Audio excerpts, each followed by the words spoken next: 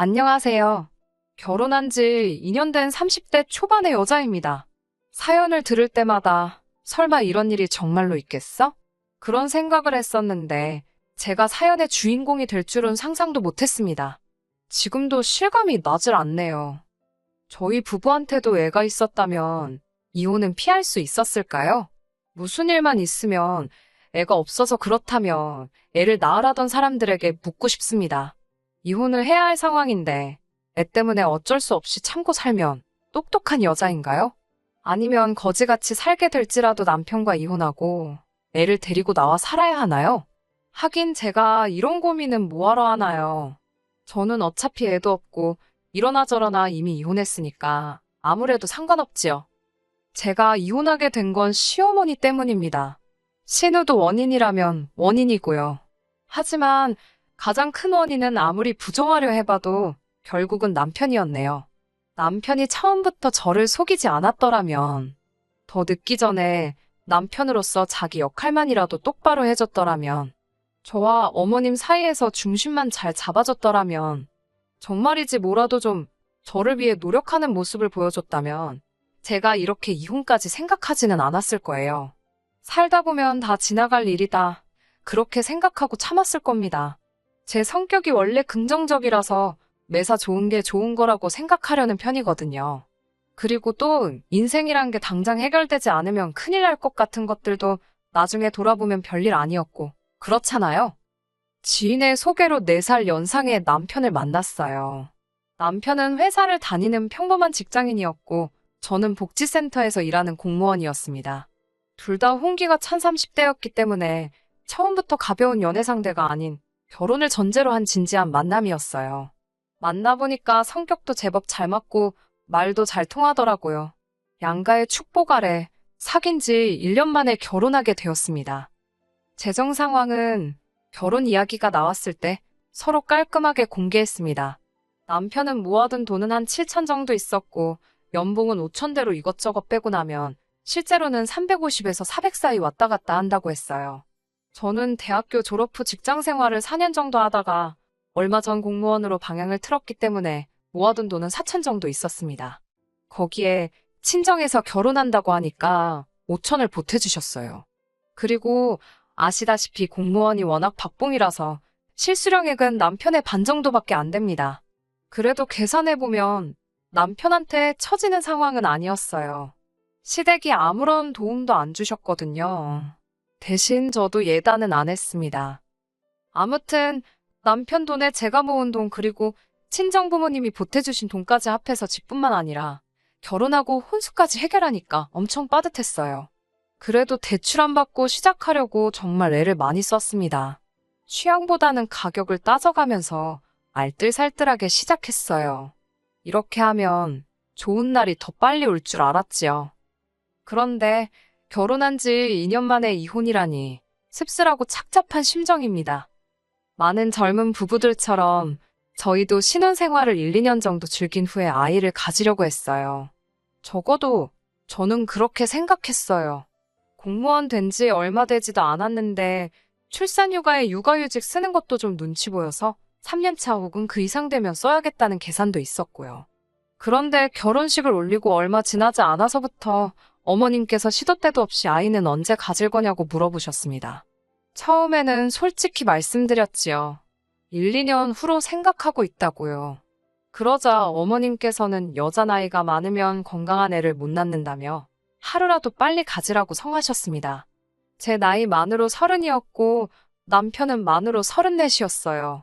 그런데도 자꾸 제 나이를 가지고 그런 식으로 말씀하셨기에 스트레스가 이만저만이 아니었습니다. 결국 계획을 수정해서 생기는 대로 낳아야겠다고 생각했어요. 직장에서 눈치를 봐야 할 걸 생각하면 걱정이 앞섰지만 이때만 해도 이렇게 하는 게 자식된 도리라고 믿었습니다. 사실 계획을 수정하기 전에 처음에는 남편에게 도움을 요청했어요. 어머님께 잘 좀 말씀드려달라고요. 하지만 남편은 저더러 적당히 맞춰주고 말라더군요. 설득해볼게요. 노력해볼게요. 그러면서 살살 어머님을 구슬리라고요. 하지만 애석하게도 저는 그런 넉살도 애교도 없는 사람입니다. 낯도 가리고요. 무엇보다도 어른한테 이렇게 표현해도 될지 모르겠지만 어머님은 말씀하실 때 생각을 안 하시는 분 같습니다. 상대 기분은 안중에도 없으시고 당신이 하고 싶은 말은 어떻게든 다 하셔야 직성이 풀리시는 분이에요. 그런 어머님께 말 그대로 해해거리라니 저에게는 너무 힘든 일이었어요. 게다가 남편은 아이를 만드는 데 있어서 그다지 협조적이지 않았습니다. 심지어 어떨 때는 잠자리를 해야 하는 날인데도 피할 때도 있었어요. 그런 일들이 반복되다 보니 별의별 생각이 다 들더라고요. 밖에 여자가 생긴 건지 아니면 어디 숨겨놓은 애라도 있는 건지. 하지만 이게 제가 남편과 이혼을 결심하게 된 결정적인 이유는 아닙니다. 사건이 터진 날은 어머님 생신이었어요. 원래는 축하도 드릴 겸 외식을 하기로 되어 있었습니다. 그런데 어머님께서 갑자기 밖에 나갈 기분이 아니라면서 모두 집으로 모이라고 하셨어요. 약속 시간까지는 1시간도 남지 않은 상황이었기에 당황스러웠지만 별 수 없었지요.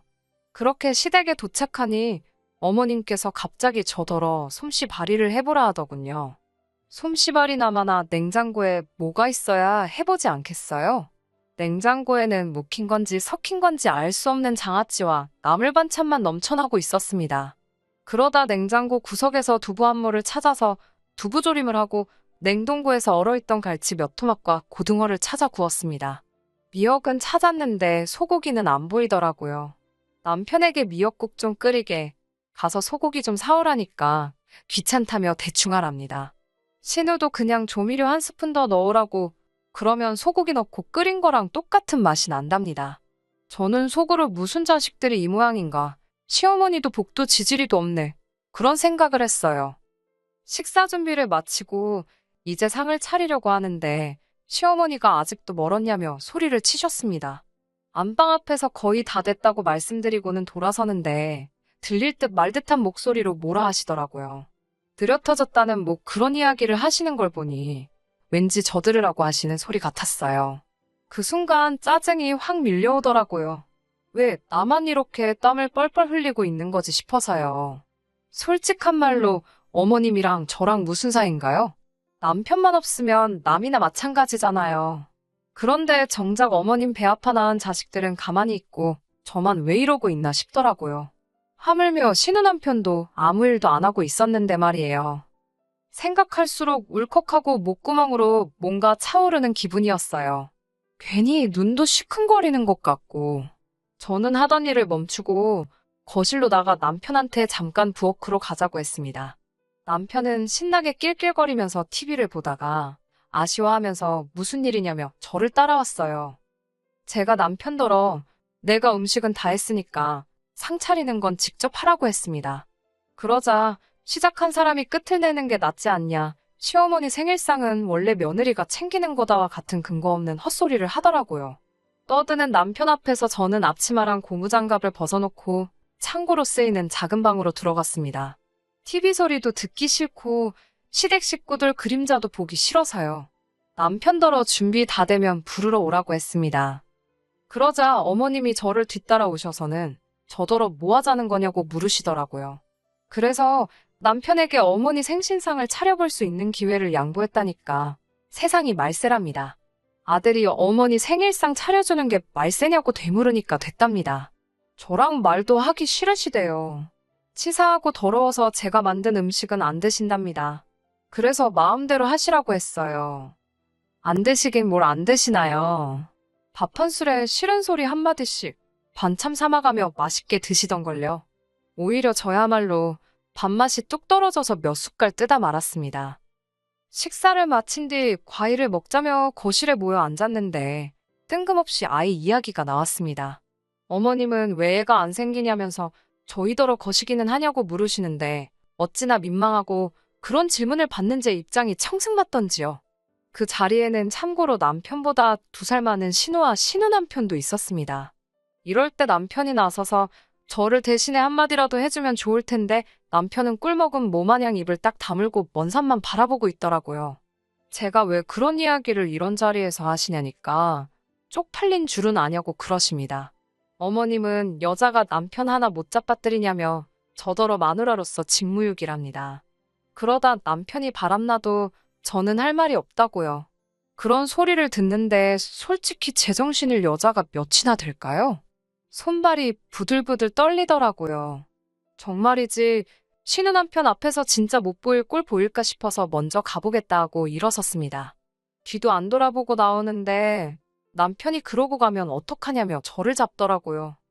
제 뒤통수에다 대고 어머님께서 며느리가 당신을 무시한다며 아까부터 제가 삐딱선을 타는 것 같더니 저것 보라고 시애미 알기를 뭐같이 안다며 나오지도 않는 눈물을 쥐어짜내는 생쇼를 하고 계시더군요. 그제서야 이 집구석에서 내가 뭘 하고 있는 건가 정신이 번쩍 들었습니다. 제가 그동안 헛짓거리하고 있었다는 걸요. 집에 돌아오고 얼마 지나지 않아 남편, 신우 그리고 시어머니까지 다 몰려왔더라고요. 저 하나 상대하겠다고 다들 몰려온 거 보니 황당하다 못해 웃기던걸요. 현관을 열기가 무섭게 시어머니는 어떻게 당신 사위가 보고 있는데 며느리가 그러고 나갈 수가 있냐면서 괘씸하다고 당장 무릎 꿇고 빌랍니다. 그러면 이번 한 번만은 봐주신다면서요. 그러자 신우가 저를 잡아 끌고 베란다로 가더니 그냥 사과 좀 해달랍니다. 자기 어머니 성질 알지 않냐면서 그냥 맞춰드리래요. 신우 남편도 오늘 있었던 일에 대해서 크게 생각하지 않을 거라면서 너무 신경 쓰지 말라면서요. 형님이야 친어머니니까 그냥 맞춰드리는 게 될지 몰라도 저는 아니라고 딱 잘라 거절했습니다. 저는 잘못한 거 전혀 없고 오히려 사과는 제가 받아야 할 판이라고요. 나이 드신 어머님한테 무릎 꿇으란 소리는 안 하겠지만 저도 이번만큼은 제대로 된 사과를 받아야겠다고 했습니다. 그러니까 신우가 대번에 저더러 적당히 좀 하지 자기까지 이렇게 나서서 중재를 하는데 그걸 꼭 타박타박 시시비비를 가려야 직성이 풀리겠냐며 짜증을 내더라고요. 그러더니 자기도 이제 모르겠다며 신경질을 부리더라고요. 참다 못한 제가 결국 신우한테 가뜩이나 머리 아픈데 보태지 말고 제발 그냥 그만 좀 하시고 일단 집에 가시라고 했어요. 신우도 저더러 후회하지 말랍니다. 어머님은 당신 뜻대로 제 사과를 못 받아서 화가 나셨는지 제 꼴도 보기 싫다며 당신 죽으면 무덤에 나와서 올라고 악을 쓰시더라고요. 제 꼴도 보기 싫으시다는데 제가 왜 어머님 무덤에 가서 우냐고 하니까 남편이 적당히 하고 이쯤 했으면 그냥 져드리지 평소답지 않게 왜 자꾸 말대꾸를 하냐고 그러더군요. 이때까지 말 못하는 뭐마냥 가만히 있다가 꼴랑 한마디 한 게 말대꾸 왜 하냐고? 남편한테 쓸모없고 도움도 안 되는 인간이라고 막말을 퍼붓고는 등 떠밀어 어머님이랑 같이 집에서 내보내버렸어요. 아무리 생각해도 분이 안 풀리더라고요. 하다못해 남편 뺨이라도 한 대 칠걸 하는 후회가 밀려왔어요. 도무지 이 화를 풀 방법이 떠오르지가 않아 평소에 남편이 주로 쓰던 방에 들어갔습니다. 방을 둘러보니 남편이 아끼던 여러 가지 물건들이 눈에 띄더라고요. 마음 같아선 다 때려부시고 싶었는데 잠깐이나마 다시 살려면 행여나 내 돈 들어갈까 싶은 생각에 고민이 되었습니다. 이런 순간에도 머릿속에서 계산을 하고 있는 제 자신이 참 초라하더군요. 결국 에라 모르겠다라는 심정으로 컴퓨터고 뭐고 집어던지는데 키보드 밑에서 접혀져 있던 서류 하나가 눈에 띄었어요. 중요한 서류라서 숨겨둔 것 같더군요. 그 서류를 열어보고 정말이지 다리에 힘이 풀려서 주저앉고 말았습니다. 서류는 어떤 검사의 결과지였습니다. 적힌 이름과 병원을 보니 남편이 저 몰래 비뇨기과에서 검사를 받았더군요. 그런데 그 결과가 충격적이었습니다. 남편에게 문제가 있었더군요. 불임이었습니다. 하지만 제가 더 충격을 받았던 이유는 바로 검사 날짜 때문이었어요. 결혼 전에 이루어진 검사였습니다. 남편은 처음부터 자기가 임신할 수 없다는 걸 알면서도 저에게 말하지 않았던 거예요. 게다가 그렇게 제가 어머님에게 수모를 당하는데도 모른 척 했던 거고 배신감에 치가 떨린다는 게 어떤 건지 알겠더라고요. 더 할 말이 없었지요. 그 종이 들고 바로 시댁으로 향했습니다. 시댁에 도착하니 신우가 그렇게 버팅긴 것 치곤 너무 빨리 온 거 아니냐며 한껏 빈정거리더라고요. 지 동생이 어떤 상태인지도 모르고 까불거리는 게 웃기지도 않더라고요. 어머님께서도 일단 현관에서 무릎 꿇고 사과부터 하고 신발 벗으랍니다. 저는 보란듯이 신발도 벗지 않고 집 안으로 성큼성큼 들어갔어요. 어머님이 저에게 삿대질을 하시면서 미쳤냐고 그러더라고요. 남편도 저더러 실성을 한 거냐면서 당장 신발 벗으라고 난리였습니다. 제가 이 서류 뭐냐고 남편 얼굴에 검사 결과지를 들이밀었습니다. 처음에는 뭔지도 모르고 뭔데 이 난리냐며 한 대 때릴 기세로 다가오던 남편이 제 손에서 결과지를 낚아채더니 이거 어디서 찾았냐면서 얼굴이 하얗게 질리더라고요. 왜 나를 속였냐니까 좀 전까지 핏대 세우던 인간은 어디 가고 또 입 딱 다물고 아무 말도 하지 않더라고요. 어머님은 도대체 무슨 상황이냐면서 남편더러 손에 든 것 당장 이리 가져오라고 하셨습니다. 남편은 그래도 쪽팔린 건 아는지 그걸 숨기더라고요. 그러니까 보다 못한 신우가 도대체 뭔데 갑자기 찍소리도 못하냐면서 그걸 또 남편 손에서 뺏어갔고요. 평소에도 눈이 나빠서 돋보기 같은 걸 쓰고 다니는 신우가 자기 눈을 못 믿겠다는 듯 몇 번이고 돋보기를 섰다 벗었다 하면서 결과지를 들여다보더니 이거 진짜냐고 남편한테 물었어요. 남편은 말없이 고개만 끄덕이고요. 신우가 미쳤다고 숨길 걸 숨겨야지 제정신이냐며 남편 등짝을 몇 번이고 내려치더라고요. 그때 어머님께서 답답해 죽는 꼴 보려고 하냐면서 빨리 말 안 할 거냐고 다시 한번 소리를 치셨습니다. 그제서야 남편이 사실은 자기가 불임이라면서 어머님한테 죄송하다고 그러더라고요. 어떻게 말을 꺼내야 할지 몰라서 하루 이틀 미루다가 보니까 어느새 결혼식장이었다면서요. 어머님은 그럴 리가 없다면서 제가 다 조작한 거랍니다. 남편이 자기 입으로 자기가 불임이 맞다고 하는데도 조용히 하라면서 이게 다 제가 남편을 조종하고 있는 거라며 말도 안 된답니다. 우리 집 3대 독자가 불임일 리가 없다면서요. 아니, 요즘 같은 세상에도 몇 대 독자를 따지나요? 아무튼 저는 남편에게 이혼하자고 했습니다. 불임 사실을 숨기다니, 게다가 어머님의 폭언까지. 이건 명백히 사기 결혼이고 이혼 사유가 충분하다고요. 그러자 남편이 저를 사랑하는 그 마음만큼은 진심이었답니다. 언젠가는 꼭 고백하려고 했다면서 이제 모두가 알게 되었으니 입양도 생각해 볼 수 있지 않겠냐면서 같이 노력해보자고 하더군요. 사람이 뻔뻔해도 정도가 있지. 뚫린 입이라고 아무 말이나 떠드는구나 싶은 게 가관이었어요. 어머님은 그제서야 저더러 그동안 당신이 말을 심하게 했다면 미안하다면서 나중에 저도 자식 낳아보면 알 거랍니다. 부모 마음이 다 그렇대요. 도대체 무슨 말씀을 하시는 건지 지금 저더러 어디 가서 하나 낳아보라는 말씀이냐고 빈정거렸습니다. 아무래도 그동안 당한 게 쌓여있다 보니 말 한마디도 곱게 안 나가더라고요. 어머님도 그제서야 아차 싶으셨는지 한숨만 푹푹 내쉬더라고요.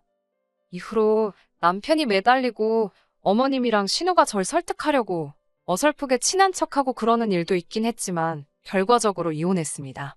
결혼 생활이 길지 않았던 탓에 위자료는 2천만 원을 받았네요. 그동안 받았던 정신적 고통에 비하면 너무나 부족한 금액이었지만 지금이라도 진흙탕에서 발 뺐다 생각하면 다행이다 싶어요. 그런데 얼마 뒤 신우 남편에게서 연락이 왔습니다. 너무 뜬금없는 연락이라서 받을까 말까 고민하다 받았어요. 그런데 그쪽도 이혼 소송을 시작했다면서 저에게 몇 가지 질문이 있어서 전화를 했다고 하더라고요. 무슨 일인가 하니 신우 남편이 제 상황을 보고는 뭔가 기분이 찜찜하더랍니다. 신우네는 결혼한 지 5년이 넘어가는데도 애가 안 생기고 있었거든요. 그런데 신우 남편은 부모가 없어요. 한마디로 신우는 시댁이 없고 그 말인즉슨 신우한테 애 가지라고 구박하는 사람이 없었다는 거지요. 신우 남편은 어디 가서 말도 못하고 혼자서 애간장만 태우고 있었나 봐요. 그러다 결국 저희 상황을 보고는 이대로는 안 되겠다 싶어서 방강제로 신우를 병원에 데려가 같이 검사를 받았대요. 그런데 세상에 젊어서 무슨 일이 있었던 건지 의사 말이 신우는 애를 더는 못 가질 거라고 했답니다. 저희 남편은 그나마 무슨 염색체 이상으로 인한 신체적 결함이었는데 신우는 차마 입에 담기도 민망하고 추접스러운 이유였어요. 신우랑 시어머니는 신우 남편 앞에서 그래도 조강지처를 벌이는 법이 어딨냐고 울고짜고 난리였다는데 결국은 더러워서 못 살겠더랍니다. 그래서 이혼한다고 푸념을 늘어놓더라고요. 정말이지 살다 보니까 별일을 다 겪고 별꼴을 다 봅니다. 정말 그 집 구석 어떻게 됐으려나 모르겠어요. 이래서 사람은 항상 마음을 곱게 쓰고 말도 곱게 해야 하는 것 같아요. 앵무새 마냥 매일 손자 타령하던 우리 아니, 전 시어머니, 이제 어쩌면 좋을라나요? 끝까지 들어주셔서 감사합니다. 오늘의 사연은 여기까지입니다. 구독과 좋아요, 알람 설정 부탁드리고 더 좋은 사연으로 다시 찾아뵙겠습니다. 감사합니다.